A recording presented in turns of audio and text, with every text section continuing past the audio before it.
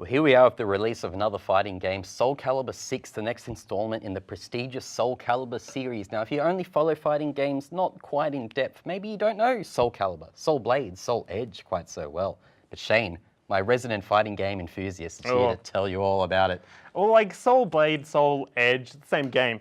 That was the one that kind of, was a bit different. A lot of people jumped onto it and didn't exactly enjoy it. It was a lot different than, your Tekken and stuff, but it was back in the old days. That was a pretty old game. But then Soul Calibur came along. That was the one that really, I guess, exploded the Soul series. That's the one that got the 40 out of 40 on Famitsu, a prestigious scoring. That thing reviewed out the roof. Everybody was ranting about Soul Calibur on Dreamcast when that came out, and for a good reason. Yeah. Because it was one of the best fighting games to come out to that date. But since then, the series hasn't quite made the impact that the original one did. I'd say 2 and 3. 3 was a little bit different than a lot of fans didn't maybe like as much, but 2 was the one that a lot of people really, really enjoyed. Then we had 4 and 5. Which had Yoda, Darth Vader. That's when things started getting a little weird. Yeah, I can't say I barely remember 5 even coming out, but 6 is here. And judging from the tournament we just had with Couch Warriors on the weekend and the response with how things have been going on the internet, everybody's loving Soul Calibur 6. Yeah, it's one of those ones where I think it's just gone back to the core concepts of Soul Calibur. It's picked up the pace a fair amount. The, I guess, style and the flow of the game just feels a lot more like the classic of Soul Calibur 2 and even just normal Soul Calibur. So a lot of the old fans are really, really enjoying it.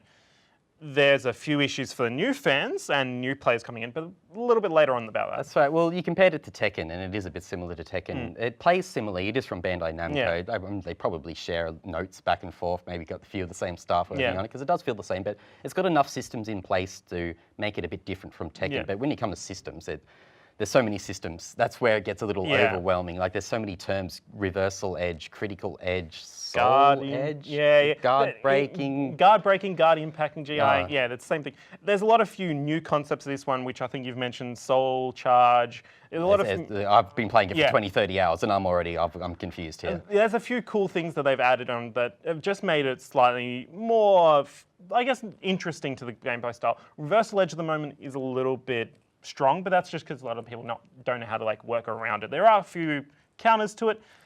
It's still a strong system right now.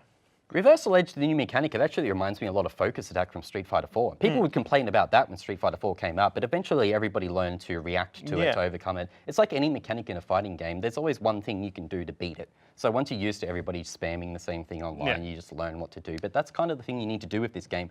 So you need to learn a lot, and it can be hard to break into. I'm kind of new to this. I've never taken it seriously. I'm trying to take this seriously, and it is pretty overwhelming. And that's probably the one core problem, is that it doesn't teach you very well. There's a few single-player, I guess, modes that you can actually go in, and it does teach you a little bit about the game, and even they've got their own training mode.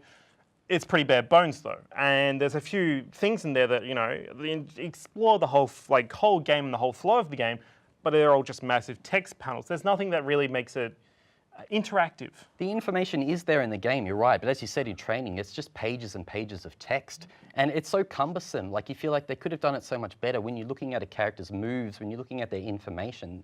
Like I said, the information's there, but it's deep in sub-menus, some menus. It's not overlaid in the gameplay. It's hard to, there's no combo trials. You can't try things out in training mode. If you want to learn the game seriously, you're gonna need to load up YouTube on your computer and do it the old-fashioned way, and it's a bit disappointing. They couldn't, for a game where every character has over 100 unique moves and animations, it can be really confusing. It'd be nice to onboard new players. That's probably the part where it is bare bones. You've got that, as well as your other single player modes, your Libera of Souls and stuff like that.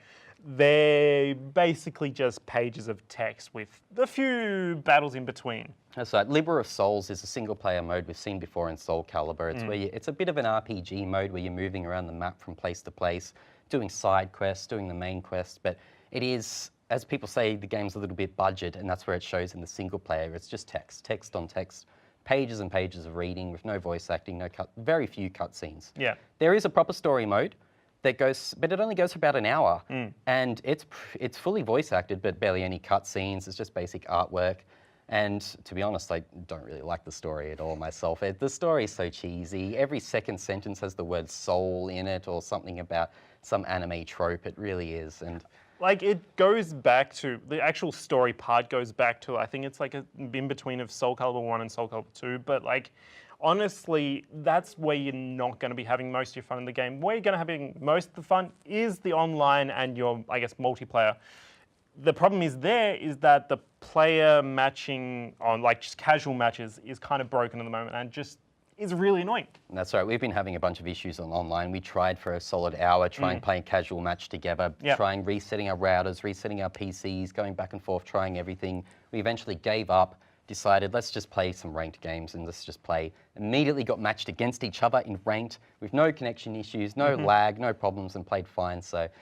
When I Googled it, there does sound like there are a fair few people out there at the moment having issues with the online play. So hopefully that's something that will be patched, it'll be fixed. So if that's important to you, maybe keep your eyes out, keep your ears open to see if they are fixing the online issues, because that is a problem at the moment. There's a few small things here that just make the game slightly annoying to play, and hopefully it's one of the things that actually can just be patched and make just a hell lot better fun game, because at its core, this game is amazing. That's right. It's the animations, the movements, the core about the fighting. It feels so good. It's almost like a work of art when you see two players playing it perfectly, playing it fluidly, flowing between each other. Like animations, I can only stress, the backgrounds, the character models, it all looks really great. When you're playing the game, you wouldn't notice it's a budget game, technically. Yeah.